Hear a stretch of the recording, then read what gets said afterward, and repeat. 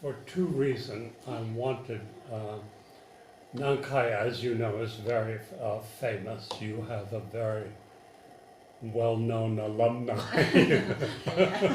Thank you. And most also, I wanted to come back to Tianjin very much. I'm very involved in the history of Tianjin, so I wanted to return. I was born in Dr. Ting's maternity hospital in Tianjin. It was famous throughout China, and almost everybody my age in Tianjin was born in Dr. Ting's maternity hospital. And when I was teaching here, this young lady, I didn't know she was the granddaughter of Dr. Ting, she would vanish at noon. At noontime, she would jump on her bicycle and disappear, and then she would come back. And it turned out, I learned later, she was going home to make lunch for her grandmother. And then one day she told her grandmother, oh, we have this American professor, Ruas. And her grandmother said, what? You mean what, Charles Ruas, whose mother was half Chinese, half German? She remembered me being born in her hospital. You know? So you can understand why I wanted to come back. Deal with. One is the graduate students were most extraordinary, most wonderful, except I was, I think, not in direct communication with my graduate students.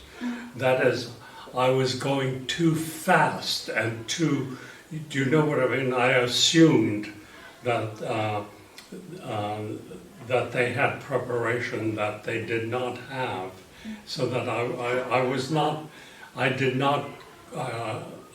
on the same plane as my graduate student. Let me give you in the theater class, I was asked to give a course on the theater.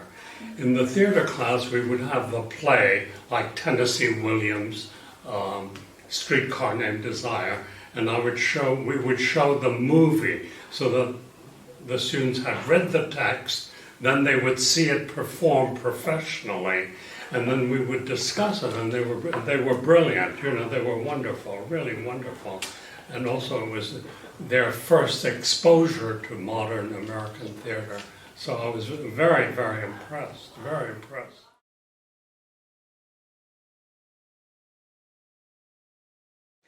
I think all multiple discipline is absolutely important, that especially you with your skills, you must be aware of these the multiple discipline connections, simply because you'll see that things are going to change so incredibly rapidly because of the technology and so on. So for example, with your interest in economics, you must be following, and you know, it changes so fast, one doesn't, you know, and the language changes, doesn't it, you know? Is that what you were questioning about, or the fact? Yes. No, for example, with your skill in languages, you know, you'll be directed in many ways, you know, to be used, one for propaganda or advertising, whatever you want to call it, or do you see what I mean? And all of those are different systems of languages that you probably have already mastered, you know? Yeah. But it'll ask you to use it systematically, yeah. So that, as you know, you're not just translating. You know, in the old days, and historically, if could go back into Chinese educational history, translation was always an important factor, but it was always translating into Chinese, whereas now your translation is expression. It's as much making the other understood here as you're expressing to the outside. And as you know, a huge amount of your work is to go to express Chinese thought to the outside world to make it understandable. And as you know, that's incredibly complex. It's simple at first. Everyone thinks it's simple, but we know it has so many ramifications. Yeah. I have a number of interests, and one of my passions is art. And I was very fortunate that when I started working as a teacher in New York, that's when there was an art movement, that I could follow. In college, I took art history courses, but not as a minor, as an interest. It wasn't, it wasn't part. My major was English, French and English comparative literature, and I did art history on the side as an interest, So, and if...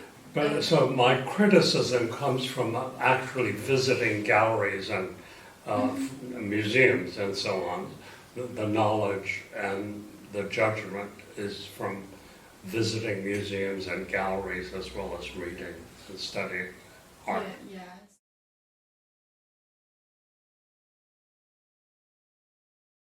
I think Nankai has come through such challenges and with such courage, and it's created an extraordinary educational institution.